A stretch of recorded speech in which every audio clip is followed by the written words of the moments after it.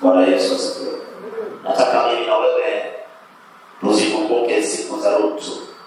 Uangalie mwanadamu mwenye tabia za asili, jinsi ambavyo hawezi kuyapokea mambo ya Roho wa Mungu.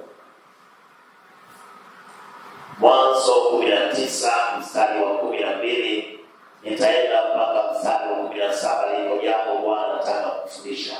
Basi wale watu wakamwambia Lutu, je, unaye mtu hapa zaidi, mkwe, wanao, binti zako na wote ulionao katika mji huu, watoe katika mahali hapa, maana tutapaharibu sisi mahali hapa, kwa kuwa kilio chake kimezidi mbele za Bwana, naye Bwana ametupeleka tupaharibu. Lutu akatoka akasema na wakweze waliowaposa binti zake, akasema, ondokeni katika mahali hapa, kwa sababu Bwana atauharibu mji huu. Lakini akawa kama acheza machoni kwa wakweze. Bwana Yesu asifiwe. Haya ni mambo ya Roho wa Mungu. Wale wakweze hawakuweza kuyapokea mambo ya Roho. Yaani kwao yalikuwa ni kama upuzi. Na ndio maana Biblia inasema walipoambiwa tuondoke katika mji huu, mji ambao umejaa kila aina ya starehe, kila aina ya raha, yeye anatuambia tuondoke kwa sababu Mungu ataangamiza mahali hapa. Alikuwa kama hakuna ile mzee anacheza. Yes. Bwana Yesu asifiwe. Bwana Yesu asifiwe. Mstari wa 15, hata alfajiri ndipo malaika wakamuhimiza Lutu wakisema, ondoka, mtwae mkeo na binti zako wawili waliopo hapa, usipotee katika maovu ya mji huu. Mstari wa 16, akakawia, nao wale watu wakamshika mkono na mkono wa mkewe na mkono wa binti zake wawili, kwa jinsi Bwana alivyomhurumia, wakamtoa wakamweka nje. Ikawa walipomtoa nje ya mji, mmoja kati ya wale malaika alisema, iponye nafsi yako, usitazame nyuma, wala usisimame katika hiyo bonde popote, ujiponye milimani, usije ukapotea. Bwana Yesu asifiwe. Hata mstari wa 22, hima ujiponye huko, maana siwezi kufanya neno lolote hata uingiapo humo. Kwa hiyo jina la mji ule likaitwa Soari. Yes. Lakini mstari wa 26, mke Lutu akatazama nyuma yake, akawa kama nguzo ya chuma. Hizo ni habari za Lutu. Lakini nini ambacho Yesu anasema kwa habari ya mimi na wewe? Haleluya. Kwa habari ya kizazi hiki, anasema kama ilivyokuwa katika siku za Nuhu na Lutu. Ukisoma katika Luka 17 kuanzia mstari wa 26, na kama ilivyokuwa siku za Nuhu, ndivyo itakavyokuwa katika siku za Mwana-wa-Adamu. Walikuwa kila na kunywa, walikuwa kioa na kuolewa, hata siku ile Nuhu alipoingia katika safina, gharika ikashuka ikawaangamiza.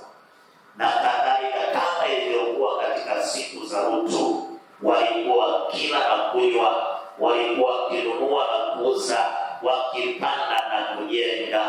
Lakini siku ile Lutu aliyotoka Sodoma, kulinyesha moto na kiberiti kutoka mbinguni, vikawaangamiza wote.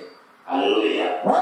Hivyo ndivyo itakavyokuwa siku ile atakayofunuliwa Mwana-wa-Adamu. Katika siku ile, aliye juu ya dari na vyombo vyake vimo ndani ya nyumba asishuke ili avitwae, kadhalika na aliye shambani asirejee nyumbani.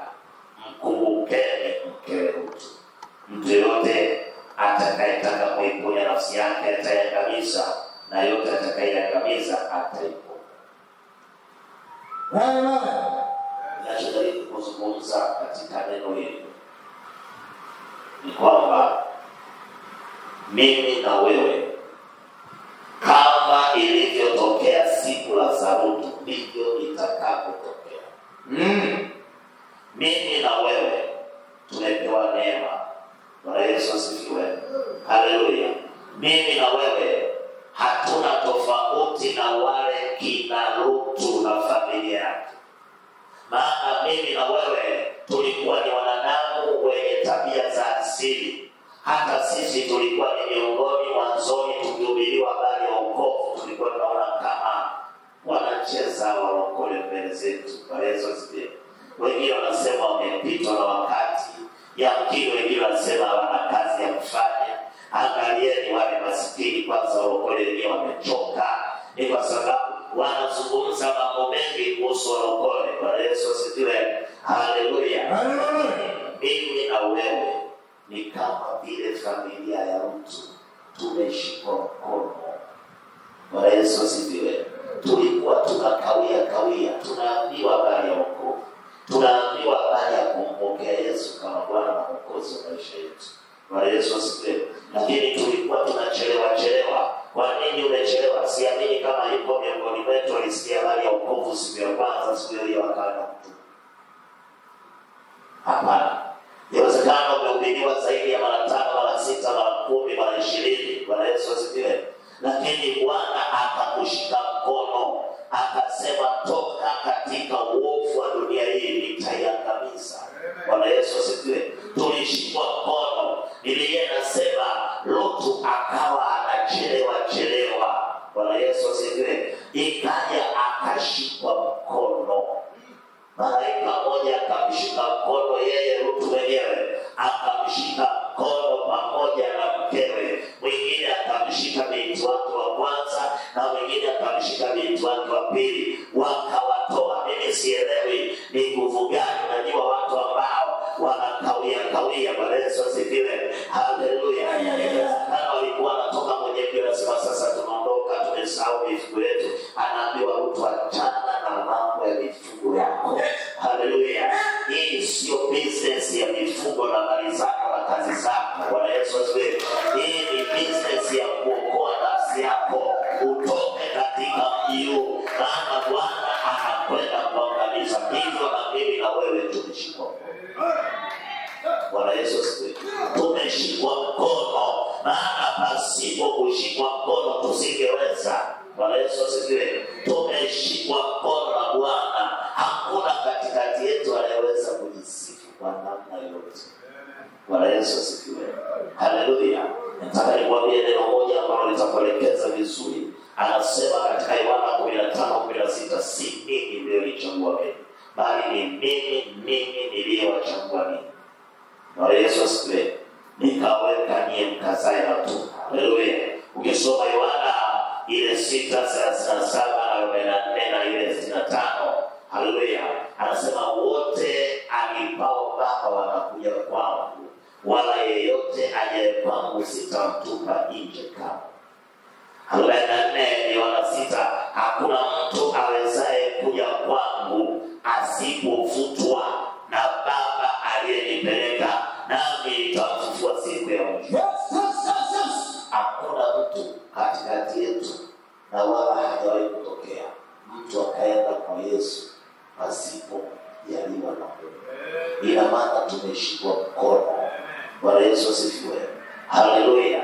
Bwana ametushika mkono. Anasema katika Yohana 6:65, akasema kwa sababu hiyo nimewaambia kwamba hakuna mtu awezaye kuja kwangu isipokuwa amejaliwa na Baba yangu. Mimi na wewe tulikuwa ni watu wenye tabia ngumu kama hizo, tusielewa mambo ya roho mpaka tuone mahali fulani Yesu anawaambia wana wa Israeli, anasema wasipoona ishara ndio hawataamini kabisa. Bwana Yesu asifiwe. Haleluya. Mimi na wewe tumeshikwa mkono tukapelekwa kwa Yesu. Haleluya. Yesu ametuchukua. Yaani mimi na wewe tuko mpakani. Bwana Yesu asifiwe. Ametutoa mpaka nje, mpakani mwa dunia. anawaambia sasa kuanzia hapa iponye nafsi yako. Lakini neno moja ambalo Roho Mtakatifu ananiambia, anasema katikati yetu wapo watu kama vile mke wake na Rutu. Kwa nini wapo katikati yetu kama watu wake mke wake na Rutu? Pamoja na mke wake na Rutu kushikwa mkono na kutolewa mpaka nje ya mji, akaambiwa jiponye nafsi yake, bado aligeuka nyuma. Wako baadhi ya warokole leo bado wako kama mke wake na Rutu, pamoja na kwamba wameshikwa mkono na Yesu amewashika mkono, lakini amewaambia jiponye nafsi yako, bado wanageuka. Bwana Yesu asifiwe. Bado wanageuka.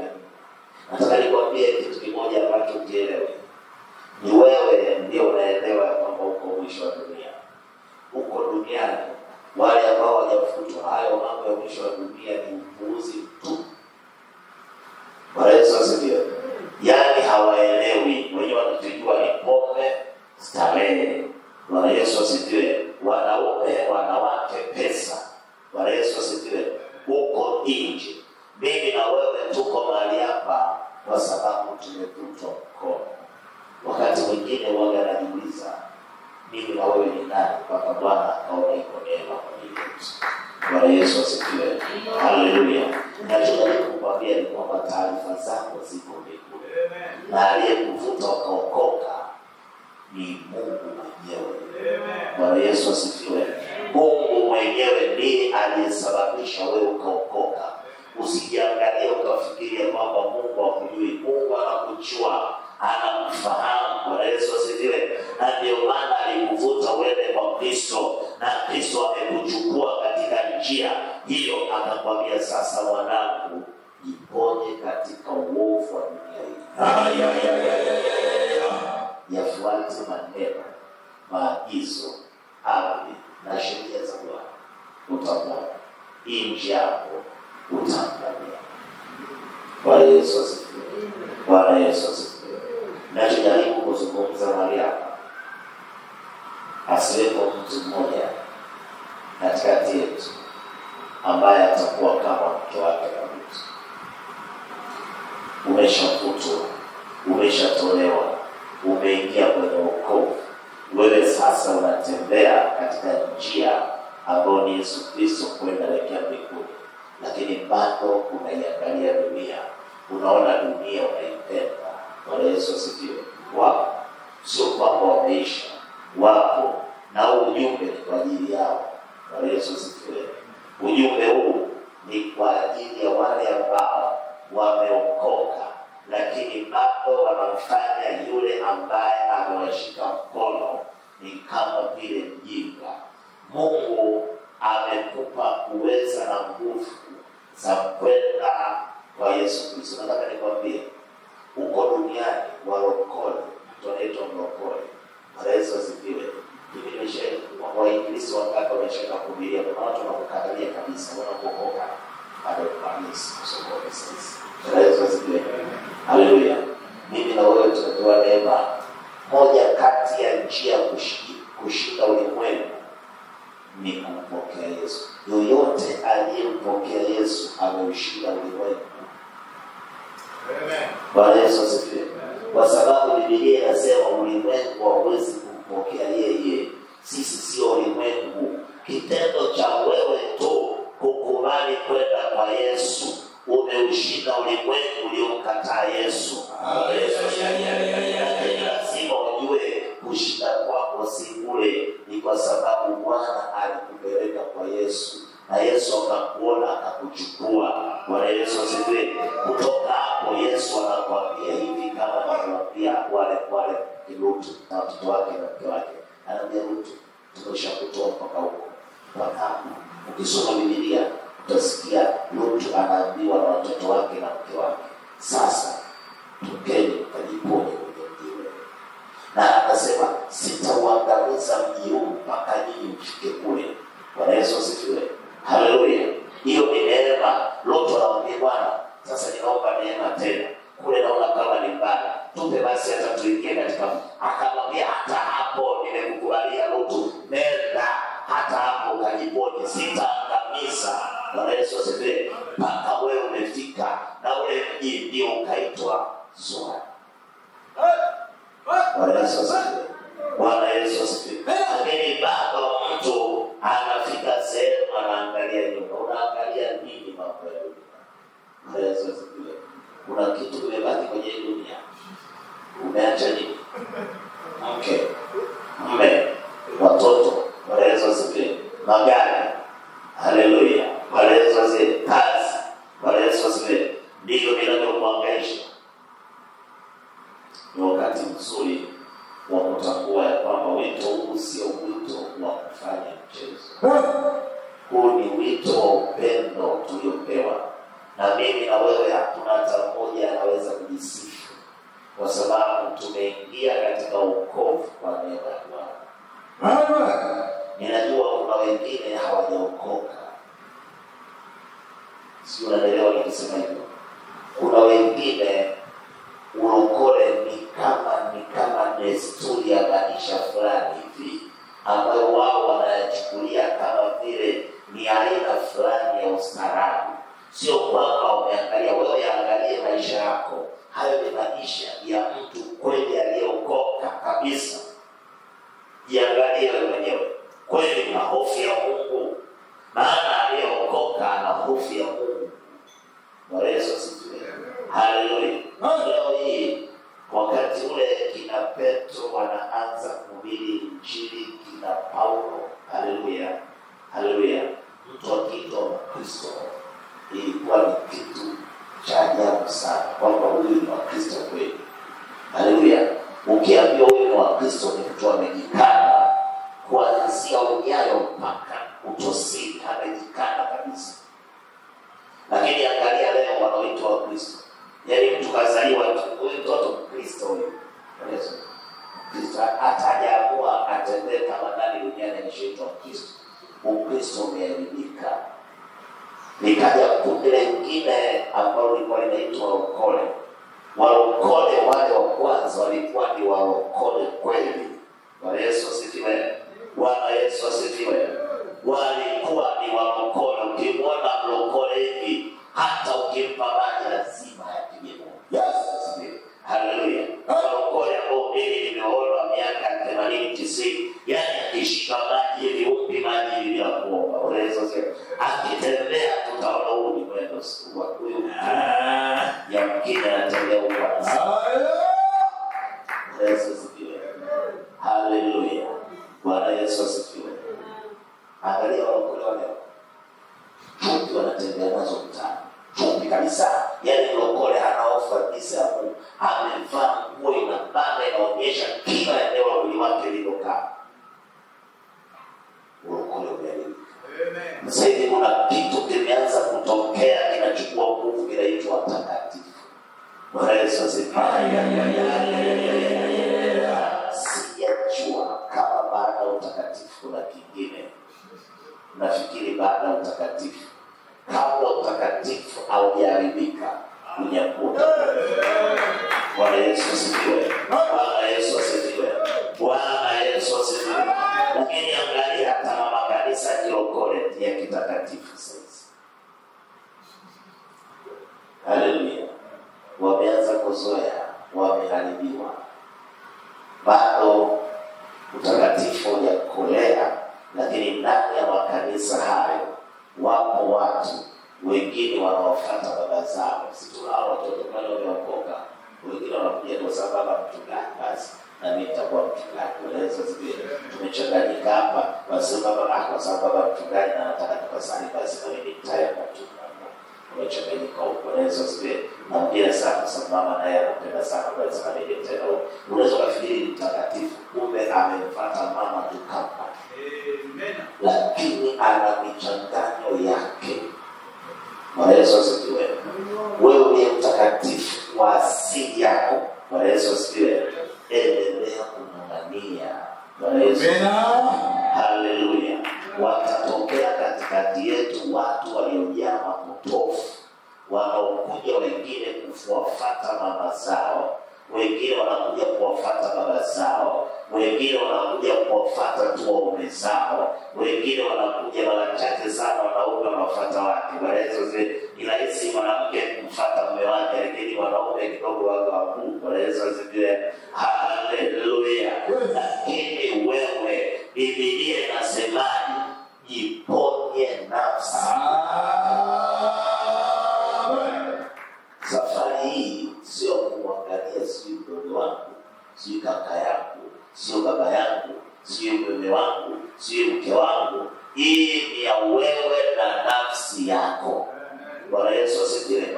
Hii sio business ya watu na familia na ukoo na ni wewe na nafsi yako. Kwa sababu ndani ya mwanadamu kumejaa uovu. Bwana Yesu asifiwe. Haleluya. Kwa hiyo jitahidi nafsi, na ndio maana malaika anawaambia sasa, sikiliza Rutu. Sikiliza nawe mke wake na Rutu. Na nyie mabinti zetu wawili. Ukisoma Biblia utaambiwa wale mabinti walikuwa ni mabinti wale kujua wanaume. Soma vizuri Biblia. Hawajamjua wanaume.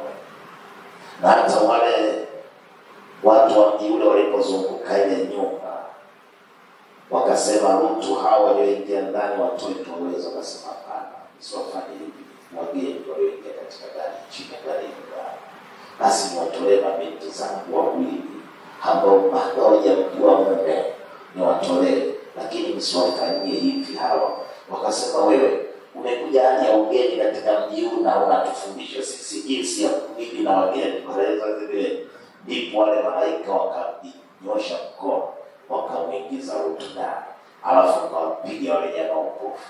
Wale jamaa na upofu wao, Biblia inasema ni wakubwa na wadogo. Soma Biblia, sio wakubwa tu, mpaka na wadogo yanatafuta mlango ili afanye uovu kwa malaika. Bwana Yesu asifiwe.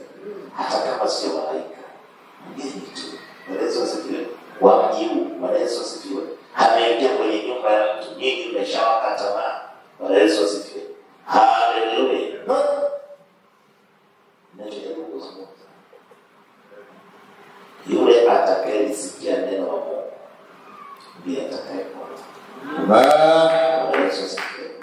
Biblia inasema waumini watakuwa wamelala katika kitanda kimoja, mmoja atatawaliwa, mmoja ataachwa. Sio mimi. Bwana Yesu asifiwe.